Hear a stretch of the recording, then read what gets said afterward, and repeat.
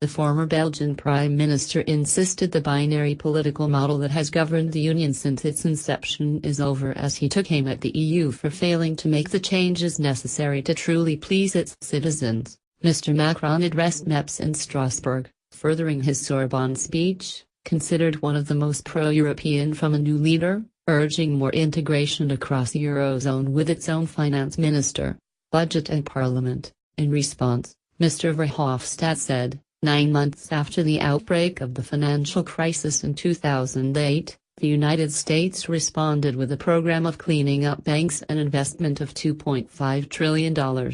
And us? 9 years later we still have not cleaned up our banks? No banking union either. No new governance for the euro area. I am very worried that Europe is not ready for a new financial crisis. How is it possible? Why always too little and too late? The answer is simple. The intergovernmental method and its rule of unanimity no longer works. In today's world such a system is doomed to fail, to inertia. Guy Verhofstadt said Eurosceptics are not wrong to criticize the EU after Emmanuel Macron's speech. Let's face it, Eurosceptics are not always wrong. Guy Verhofstadt. In addition, the binary political model that has governed the Union since its inception is over. By that I mean, the two traditional parties, and their grand coalition, which all too often hinder progress.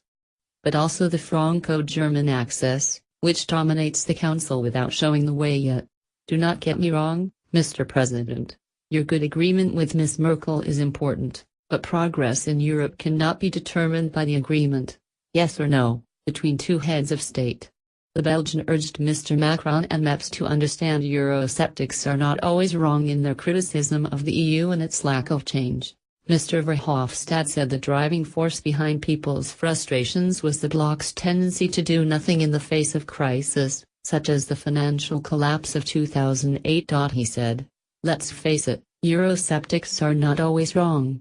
We must recognize that a large majority of our citizens are exasperated by the inertia of the Union. You were right in your speech at the Sorbonne.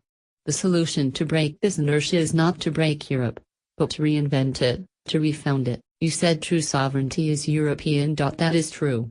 And it was brave to say it in a country that always thought long live Europe, provided it is French.